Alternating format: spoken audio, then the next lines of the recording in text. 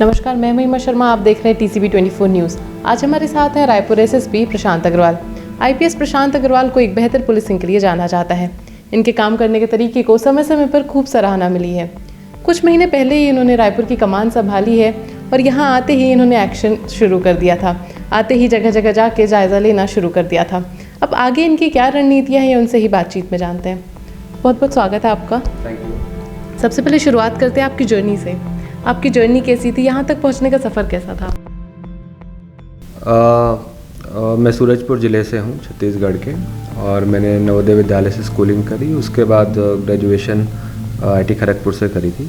उसके बाद 2008 batch IPS मैंने ज्वाइन किया और शुरू के कुछ वर्ष नक्सल एरिया में, बस्तर में मैंने काम किया है, नारायणपुर में, बीजापुर में, कोंडागांव में, और उसके बाद जांजगीर में, बिलासपुर में, राजनांदगांव में भी बतौर SP काम किया है, और रायपुर आने से पहले दुर्ग और बिलासपुर में भी काम किया, और अभी रायपुर ज्वाइन किए 3 महीने हुए हैं मुझे।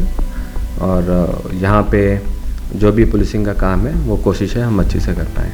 आपने जब रायपुर की कमान संभाली थी, यहाँ किन चुनौतियों का सामना करना पड़ा? क्योंकि रायपुर एक राजधानी है, राजधानी की अपनी अलग एक जिम्मेदारियाँ होती हैं। नेचुरली राजधानी होने की वजह से रायपुर का में जो भी होता है उसका ध्यान हर किसी की तरफ होता है। यहाँ के हर इवेंट को, हर इंसिडेंट को मीडिया और हर कोई प्रदेश के हर नागरिक तक वो बातें जाती हैं। तो यहाँ पे एक मुख्य चुनौती ये रहती है कि कोई भी घटना हो, कोई भी इंसिडेंट होता है तो उसका रिस्पांस बहुत अच्छे से, बहुत क्विकली देना होता है, ताकि क्योंकि यहाँ की पुलिस की इमेज से पूरे प्रदेश की पुलिस की इमेज भी बनती है कई बार, तो उसको लेकर के क्विक रिस्पांस हम लोग को देना वो यहाँ का काम है। उसके अलावा एक बड़ा शहर होने की वजह से जो कुछ मेट्रोपॉलिटन कल्चर है उसकी वजह से जो चुनौतियाँ आती हैं उसको ध्यान में रखना होता है। और ट्रैफिक यहाँ का एक बड़ा काम है, काफ़ी सारे व्हीकुलर मूवमेंट बहुत सारा है, प्रदेश के अलग अलग हिस्सों से लोग आते जाते रहते हैं। उसके अलावा राजधानी होने की वजह से कई सारे डिमॉन्स्ट्रेशंस जो हैं वो भी राजधानी में आकर के होते हैं। तो इन सब को देखते हुए यहाँ का काम ओवरऑल पुलिसिंग का एक चुनौती भरा काम माना जाता है। आप इससे पहले बस्तर में पोस्टेड थे और अब राजधानी में हैं, दोनों में क्या अंतर समझ में आया? ज़्यादा कौन सा चुनौतीपूर्ण है? दोनों की बिल्कुल अलग अलग चुनौतियाँ हैं। नक्सल एरिया में काम करना, नक्सल ऑपरेशंस पर काम करना वो बिल्कुल अलग है, और शहर की पुलिसिंग, ग्रामीण क्षेत्रों की पुलिसिंग, दोनों बिल्कुल अलग अलग तरीके के काम हैं। लेकिन ओवरऑल सभी में एक सिंसेरिटी से, गंभीरता से काम किया जाए तो अच्छे रिजल्ट्स आ सकते हैं। रायपुर में चाकूबाजी, नशा, ऐसे अक्सर घटनाएं ऐसी आती रहती हैं। इसको सुधारने के लिए आपने कोई खास कार्य योजना कुछ सोची होगी? बिल्कुल।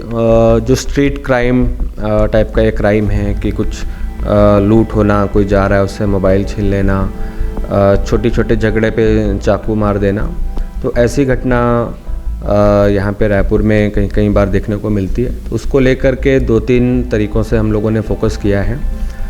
एक तो नशे को लेकर के कि कई बार जो ऐसे अपराधी होते हैं कोई ना कोई नशा करते हैं और छोटी सी इंसिडेंट में उनका रिएक्शन काफ़ी ज़्यादा हो जाता है और उसमें लोगों को चोट लगती है या वो गंभीर रूप से घायल होते हैं। तो उस पे काम किया है। काफ़ी सारी कार्रवाइयाँ हम लोगों ने NDPS एक्ट के तहत करी हैं। 2 महीने में 100+ लोगों को अरेस्ट किया NDPS में। पब्लिक प्लेस में जो ड्रिंकिंग कई बार लोग कर रहे होते हैं और झगड़ा फसाद कर लेते हैं, तो पब्लिक प्लेस में ड्रिंकिंग को लेकर के काफ़ी सख्त रहे हैं, तो उस पर थोड़ा लगाम लगी है। कुछ सरप्राइज चेक्स किए हैं कि जो चाकू लेके घूमने वाले लोग हैं उनमें कमी आए, ताकि कोई बात विवाद होता भी है तो तुरंत चाकू मारने के लिए उनके पास तुरंत उपलब्ध नहीं हो। तो आर्म्स एक्ट में भी बहुत सारी हम लोगों ने कार्रवाइयाँ की हैं। तो इस तरीके से ऐसे क्रिमिनल एलिमेंट्स को आइडेंटिफाई करना और प्रिवेंटिव एक्शन के तहत कार्रवाई करने से थोड़ी इसमें गिरावट आई है, और ये अभियान हमारा लगातार जारी रहेगा। आजकल डेटिंग स्कैम्स बहुत बढ़ गए हैं, उसकी अवेयरनेस के लिए आपने क्या सोचा है? अभी जो साइबर स्कैम्स हैं कई तरीके के हो गए हैं। शुरुआत जब हुई थी तो एक OTP फ्रॉड करके आता था, लेकिन अब धीरे धीरे बहुत सारा इसका दायरा बढ़ गया है। लोग अननोन नंबर से कॉल करते हैं और उसके बाद फिर कुछ चैट में उसको फंसा करके बाद में उसको बदनाम करने के नाम से पैसा मांगते हैं कि आप नहीं पैसा दोगे तो हम आपको, आपके सारे फ्रेंड्स को आपकी चैट्स भेज देंगे।